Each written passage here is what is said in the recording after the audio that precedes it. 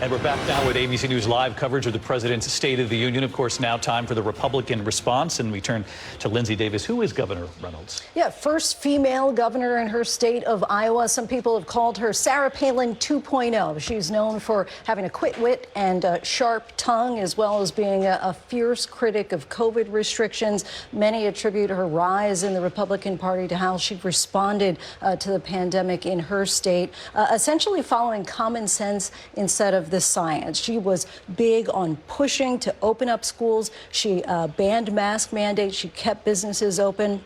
And I think that we've already gotten a hint of basically what she's going to say tonight, because she has said you can sum up the Biden administration in 3 words: overreach, chaos, and crisis. Something that I know she's going to talk about tonight: parents matter. Lindsay Davis with us here for our coverage tonight. Governor Kim Reynolds giving the Republican response to the President's State of the Union. Let's listen from Des Moines. Good evening. I'm Kim Reynolds, governor of the great state of Iowa. Like you, I just watched the president's address. I listened as the governor of our state, as a mom and a grandmother of 11 who's worried our country is on the wrong track.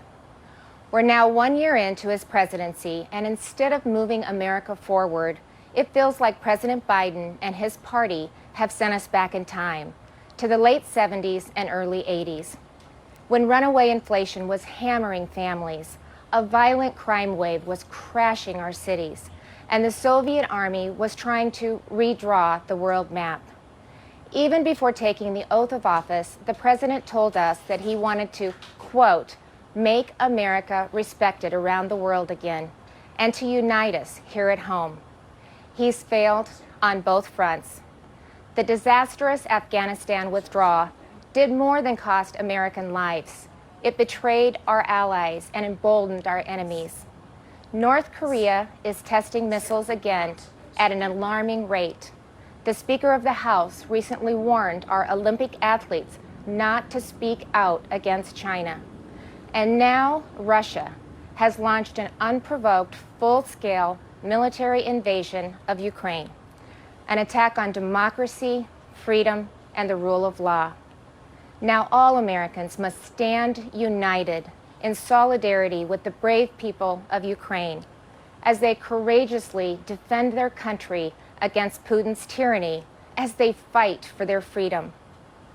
But we shouldn't ignore what happened in the run-up to Putin's invasion, waiving sanctions on Russian pipelines while eliminating oil production here at home, focusing on political correctness rather than military readiness, reacting to world events instead of driving them.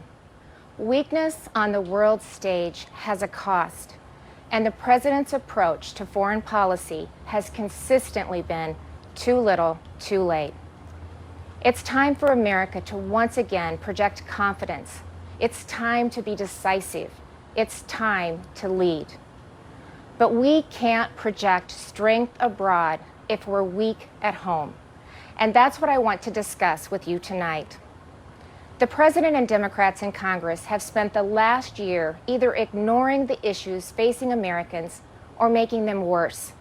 They were warned that spending trillions would lead to soaring inflation. They were told that their anti-energy policies would send gas prices to new heights, but they plowed ahead anyway, raising the price at the pump by 50%. And pushing inflation to a 40-year high. 4 decades ago, when our nation was last reeling from inflation, I was a young working mom just starting out. My husband Kevin worked days while I watched our girls, and then we would literally switch. We would pass in the yard as he was coming home, and I was leaving to work evenings at the local grocery store. From across that checkout counter, I saw the pain of inflation on my neighbors' faces. I saw what happens when prices rise faster than wages. The Biden administration believes inflation is a, quote, high-class problem. I can tell you, it's an everybody problem. I saw moms and dads' paychecks buy them less and less. I watched working people choose which essentials to take home and which ones to leave behind. And now President Biden's decisions have a whole new generation feeling that same pain. When I took the oath of office 5 years ago, I promised Iowans that I would never lose sight of who I was working for, that I wouldn't become detached from the problems they were facing, from the problems that I had faced myself. But you don't have to check groceries to see what high inflation does to people. You just need to step outside of the DC bubble. Talk to Americans about what's on their mind. Ask them, what are your concerns? What keeps you up at night? And they'll tell you. And I can tell you what's not on that list.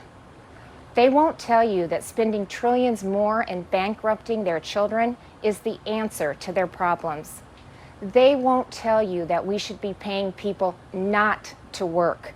And they certainly won't tell you that we should give billions in tax giveaways to millionaires and billionaires in Democrat-controlled states like California, New York, and New Jersey.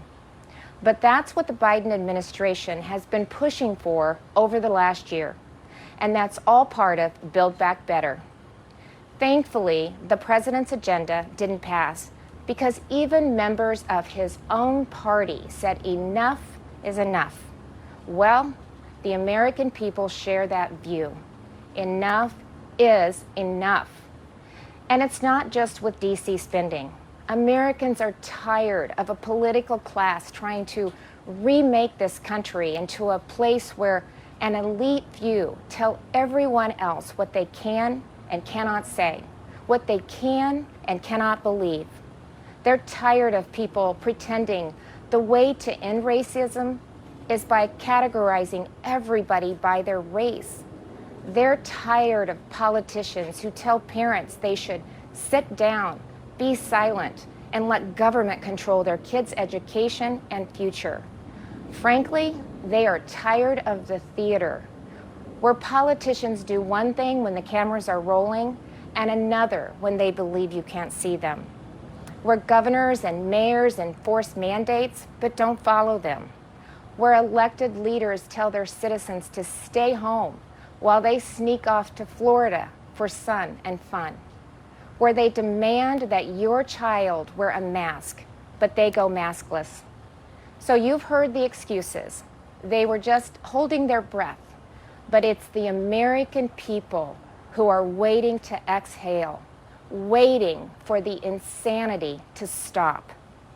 We now live in a country where violent crime is out of control.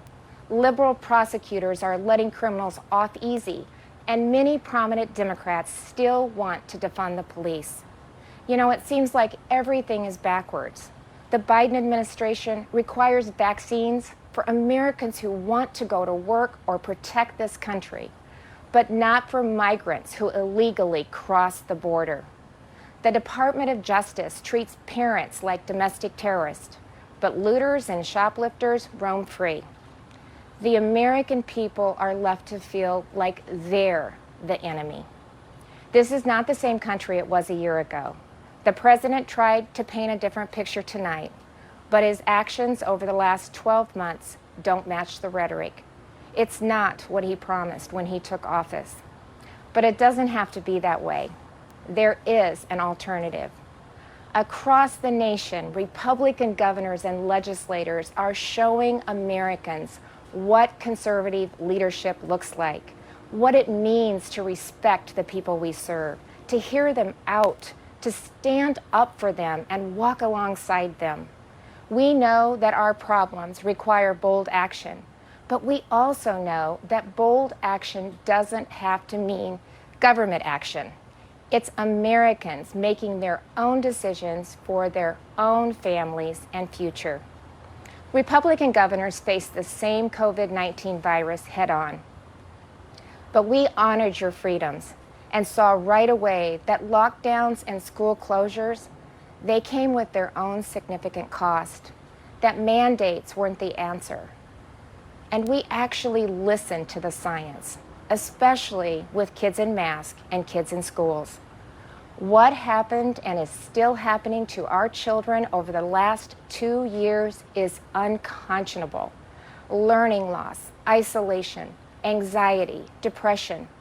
In so many states, our kids have been left behind, and so many will never catch up. That's why Iowa was the first state in the nation to require that schools open their doors. I was attacked by the left, I was attacked by the media, but it wasn't a hard choice. It was the right choice.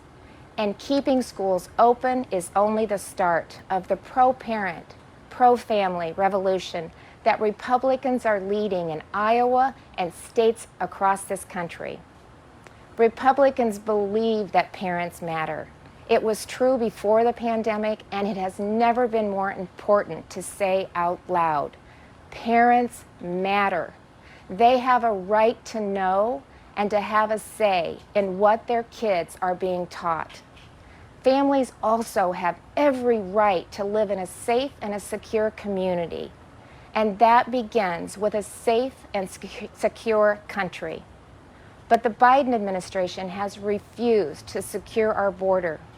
They've refused to provide the resources to stop human trafficking, to stop the staggering influx of deadly drugs coming into our neighborhoods. They've refused to protect you.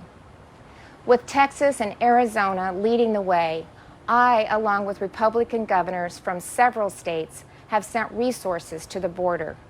And we've actually gone to the border, something that our president and vice president have yet to do since taking office. On the economy, the contrast couldn't be more stark. While Democrats in D.C. are spending trillions, sending inflation soaring, Republican leaders around the country are balancing budgets and cutting taxes because we know that money spent on Main Street is better than money spent on bureaucracy. Today, I signed legislation that eliminates Iowa's tax on retirement income and sets our tax rate at 3.9%. That's less than half of what it was just 4 years ago. And it shouldn't come as a surprise that out of the top 20 states with the lowest unemployment rates, 17 have Republican governors. Republicans may not have the White House, but we're doing what we can to fill the leadership vacuum. And on the issues that are affecting Americans, Republicans are leading. We're standing up for parents and kids. We're standing up for life. We're keeping our communities safe and thanking those in uniform. We're fighting to restore America's energy independence, and that includes biofuels. We're getting people back to work, not paying them to stay home. Most of all, we're respecting your freedom.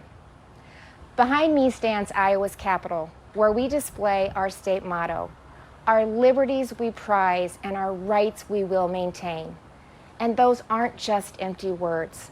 It's a belief that the greatness of this state and this country lies in our people, not government. You shouldn't have to wake up every morning and worry about the next thing the government is going to do to you, your business, or your children. If we as elected leaders are doing our job, then the government is working well, but operating in the background. It's supporting the ingenuity and spirit of our people, not drowning them out. It's keeping them safe, not restricting their freedom. That's what I believe, that's what Republicans believe, and that's what Republicans are doing. I am so blessed to be the governor of Iowa, where people are humble, hardworking, and patriotic. We take care of each other. And yes, we are, as they say, Iowa nice. But you don't have to be from Iowa to see that those are the values of America at its best. All of America. Over the last few years, I've put my faith in Iowans, and they haven't let me down. I encourage this president to do the same, to put his faith in you, the American people, who have never wavered in your belief in this country, regardless of who leads it.